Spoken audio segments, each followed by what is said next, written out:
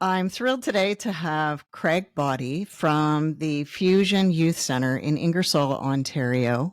Um, Thank you and welcome. Well, thanks for having me, Shauna. I've been looking forward to this.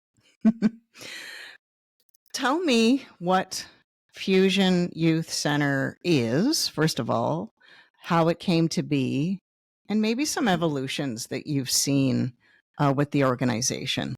Sure, it's a loaded question.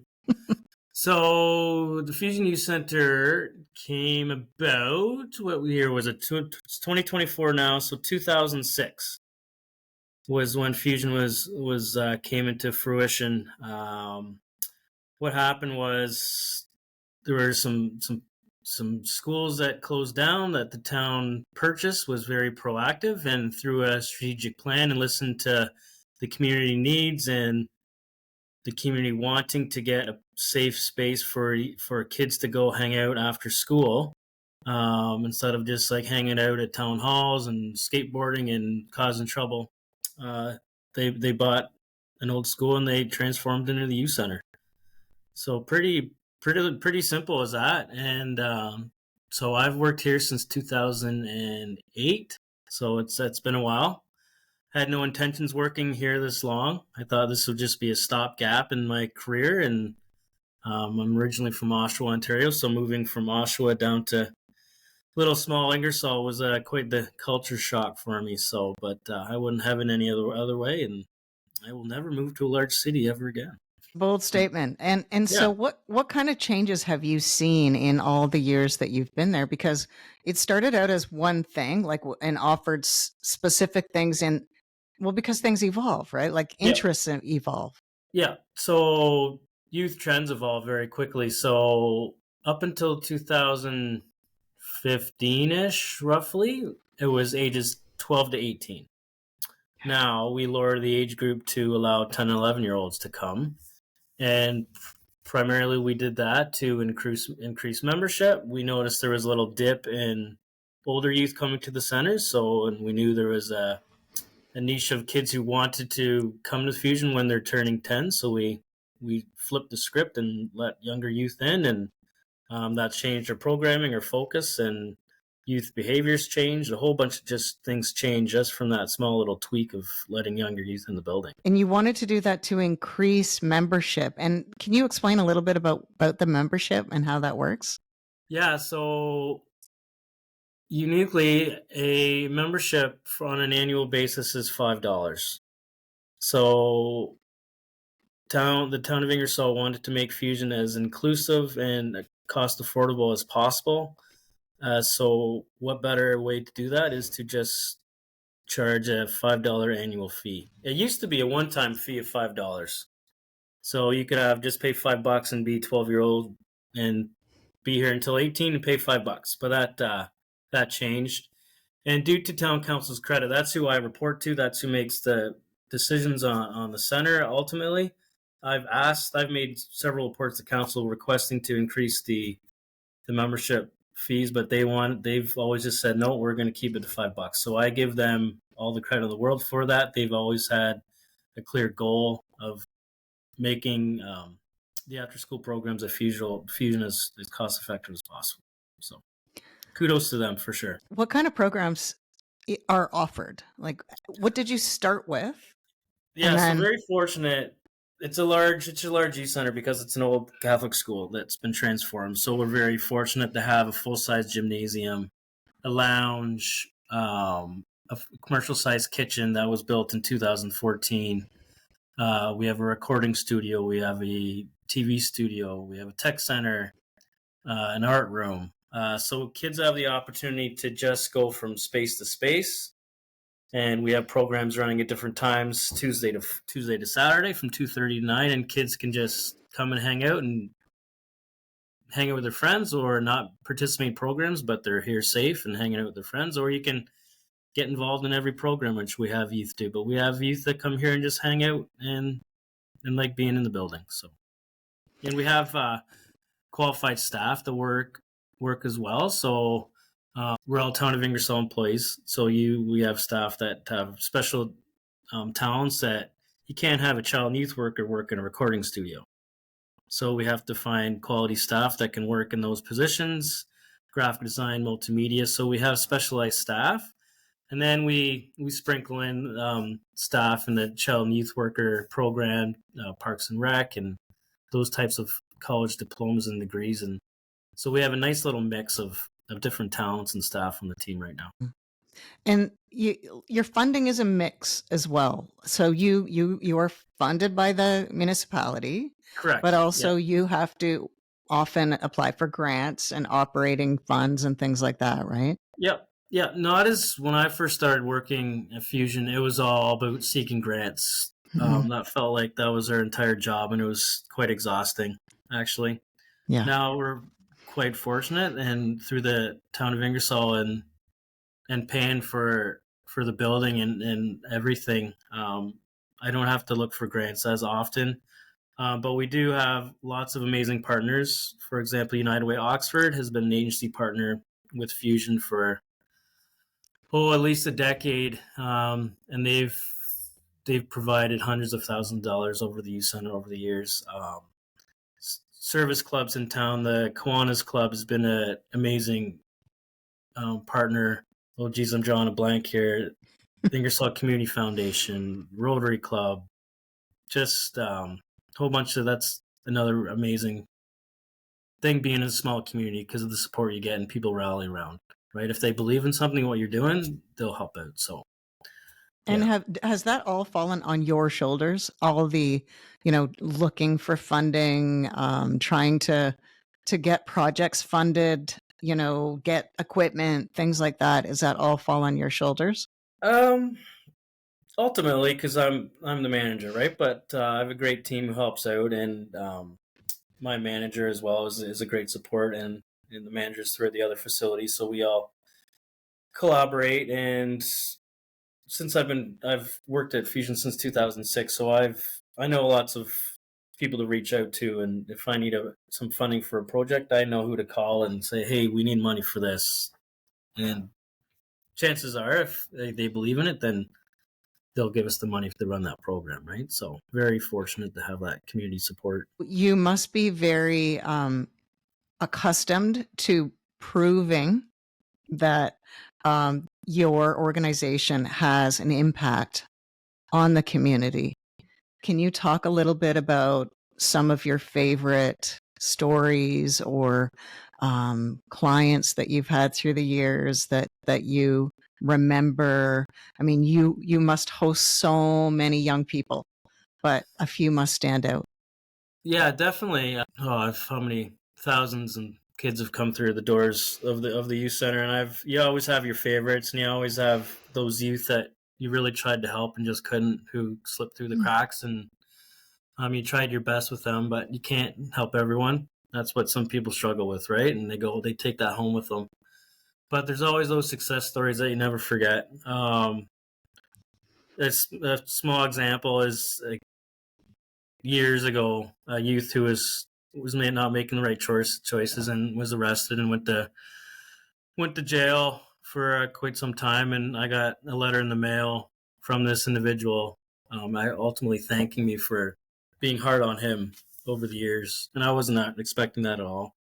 And that those experiences at Fusion really, he surely wanted to capitalize on that, and he didn't. He made some poor choices, but he recognized that, right? So, yeah, that was neat getting that in the mail. But also, just now, I'm seeing kids that are now adults that have kids that are now coming to the center. So we're recycling former youth that have kids that are coming to Fusion and seeing them have children and come back and letting their youth come to the building, and just the stories that I hear, that I keep tabs on some youth that are now in university or have children or just doing really well.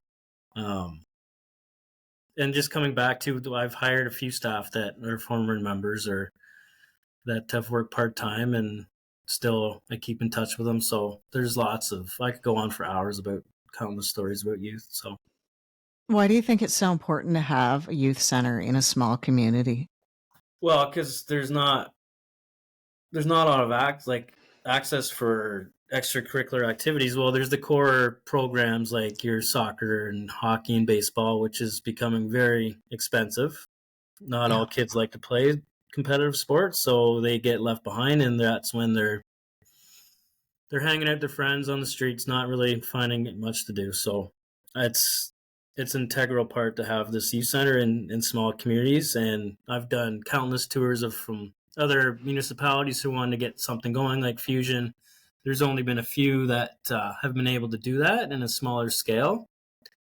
But it's unfortunate that the Ontario government hasn't been able to or willing to put up the money for youth centers in this capacity and in this type of model, because it just isn't after school program in youth centers. This doesn't happen very often, which it should, in my opinion. So Is that a new thing that the Ontario government isn't funding? Like, was there a it's time when it did? Never. no, we've no. So I know now. I don't know if it's provincial or federal, but there is some funding coming out for community hubs. So That's which is exciting. it is exciting. So I consider Fusion a community hub because during the day we have user groups that rent the space during the day. Awesome service groups that use it, and then we turn it into the youth center. So it's packed during the day, and then we transform into the youth center. So it's a multi-purpose facility, generating some revenue for to help coincide with the cost of running the programming. So that's helped as well. So Yeah, that's a big thing. In full honesty, I came for a tour, and I think it's really innovative to be hosting community partners, such as I think you have some healthcare organizations, you have some training organizations. I think you have a nursery school, right? Yeah, we have Early On that's run by the county, which is one of our new partnerships, which has been incredible. So that's free programming for young families for ages 0 to 6, I believe, it's been amazing. VON has been an on-site partner with us, at least partner since we've been open. Welkin Youth Services as well, Ingersoll Support Services, Pat's Driving School. We have a new program through OCCHC in partnership with Early On in Welkin, where it's a nurse practitioner comes in every other Thursday and meets with patients who don't have a doctor, so they can have their young baby checked out and see a nurse practitioner that doesn't have a family doctor. So that's a new program. It's called the First Five. So that's just rolling out. So super exciting stuff that's happening during the day, and then we have the youth coming in the evenings. One of the big challenges with the youth, and that must have evolved through the years. Just keeping up with the trends. Youth trends change so quickly, mainly through technology. Dealing with youth, that every youth now has a device, cell phone. So cyberbullying, Snapchat, all that nonsense that that youth have to experience and go through that we didn't as kids have to even experience. I couldn't imagine going to high school having to use Snapchat and go through that online stuff. So being on top of that and just keeping up with the trends and what they want to do. For example, we have had an amazing internet gaming center in our tech center, and gaming on computers was really popular, and then slowly kids stopped using it. The space became obsolete, and we're like, what is going on here? Just because kids just stopped using it because they don't like computer gaming anymore. So we recently just transformed that space into a new gaming lounge that has a PlayStation 5, an Xbox, a Switch, a VR machine. Still gaming, but just newer, because kids are in the console business now, right? So, and for those parents who are out there who are saying that kids already have so much device time, why are you allowing them to play video games at Fusion?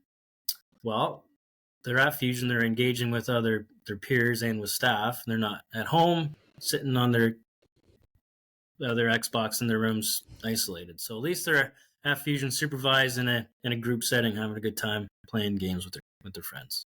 So that's my argument on that. Do you think that your organization and organizations like yours, focused on youth, prevent some young people from being arrested, like you said, from going down a path of drugs and alcohol, perhaps a legacy that they've carried through their family?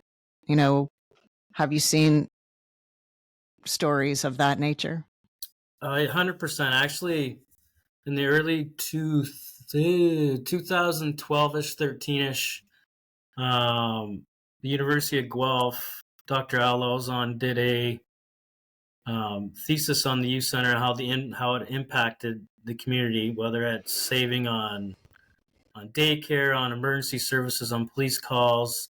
And he had some of his students do come in and do work, and it's online, and it's a huge paper, and it does talk about the impact of how there was fewer disturbance calls, fewer police calls.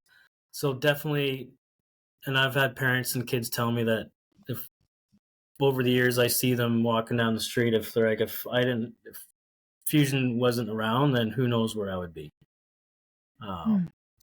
That's I wish I had videotape and recordings of kids saying that. We do have some anecdotes, but Yeah.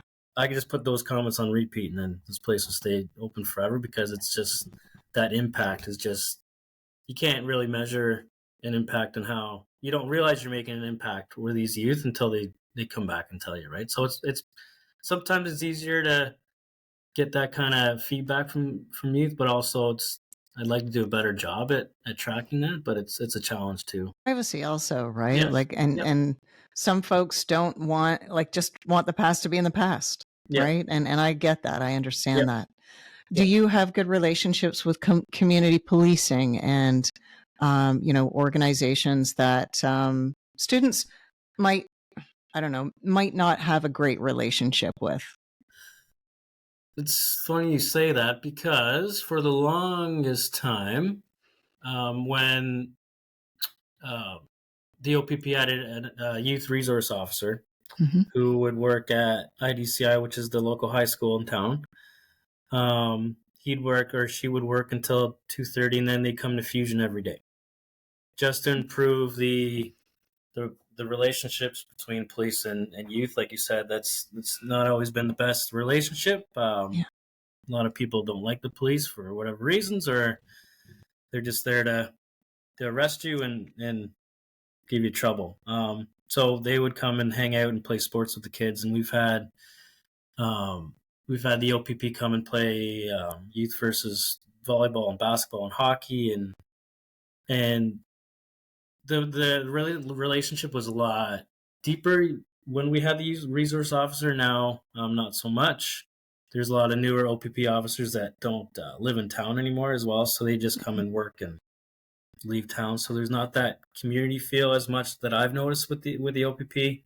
Often when we have to phone them for whatever we have to, occurrence at Fusion, we've never seen these officers, so they don't know the center as well. So I'd like to see a better relationship going forward with them. Yeah, understood. So I think that is a relationship that can be contentious. I will say it, that there can be discrimination sometimes with OPP, and I mean, that's my opinion, not yours.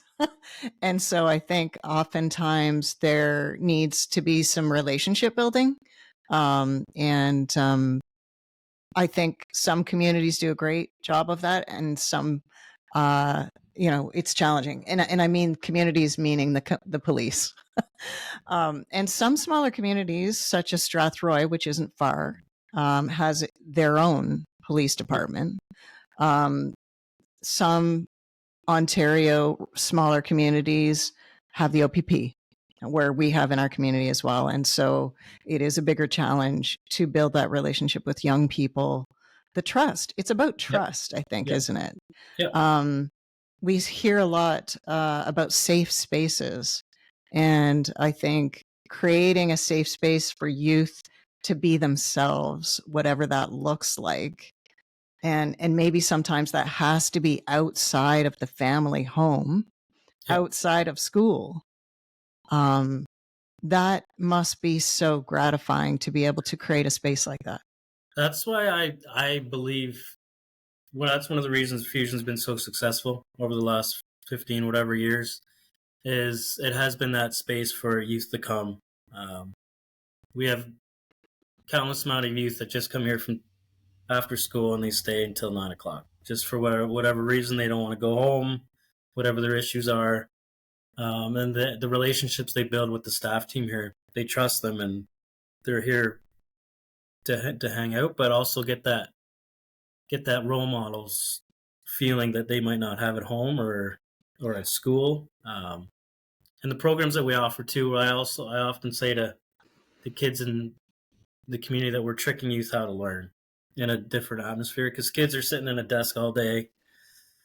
They don't want to do that at night. They're burnt out. They want to just have fun. But then you come to a recording studio or a multimedia lab, and they're on the Macs doing some graphic design work.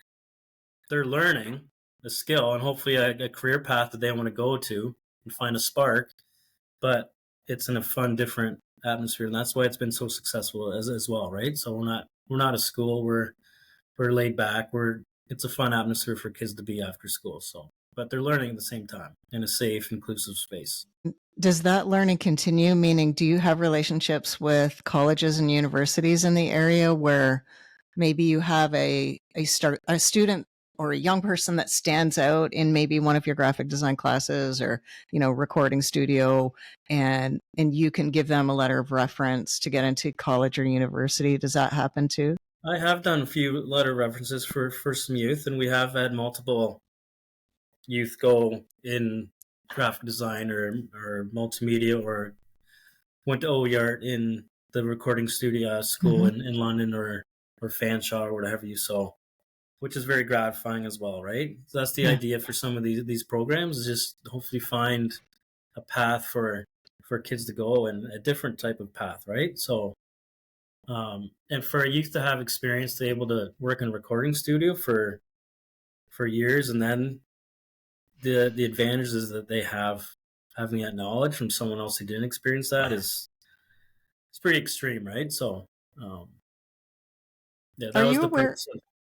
I was just going to ask if you are aware of any other center that's similar to yours. No, not that I'm aware of. So there was a few other youth centers that have opened up, that have come to Fusion and given tours, and I've talked to them. One is still open, and I think there's only one still open, and they used a different type of model, but similar. So it's very unique. It's really expensive. It's really expensive, right? I say all the time, like, if we tried to open a youth center like this now, it would never happen. It was just the time back in 2004 or 5-ish, and the space came up.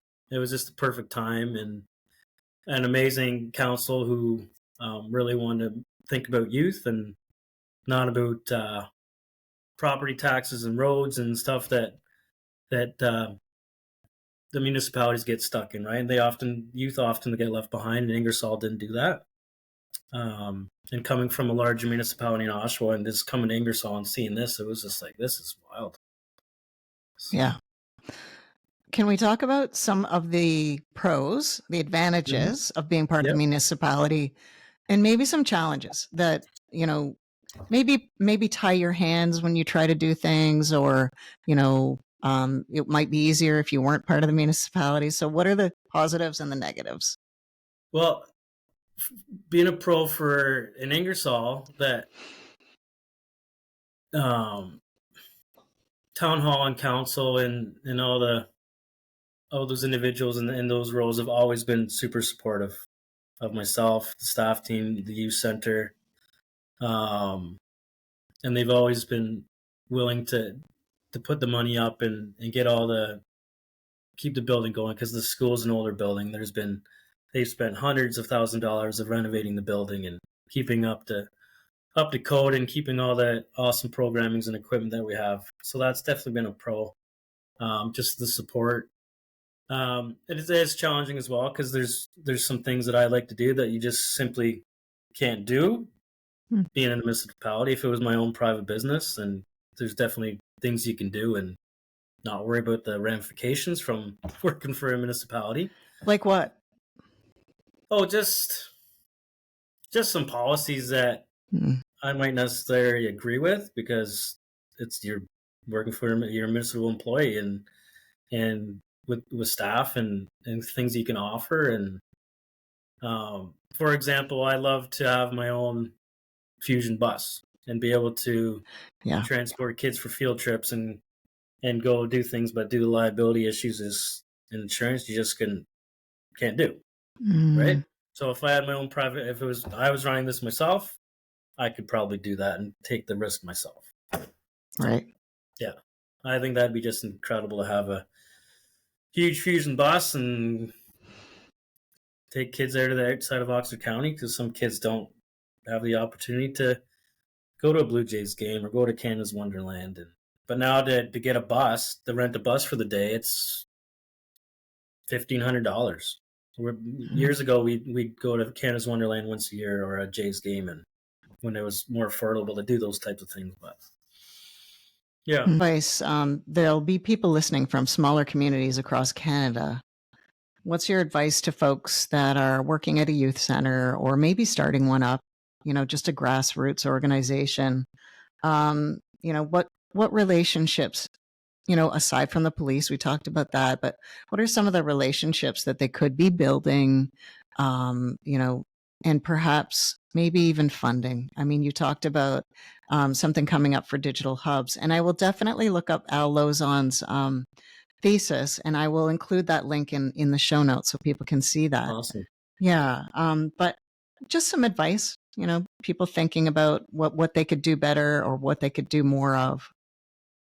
I think what's worked really well is having multi partnerships and in the like finding because all organizations are always looking for space, Yeah, right? So if you can have certain organizations that are looking for space and you're looking for space too, come together and find a space and help pay for that, right? right. Yes. And then you're building that community hub that was built here at Fusion and then turns into use in the evening, right? So and just as many partnerships and allies as you can create, because more voices better, right?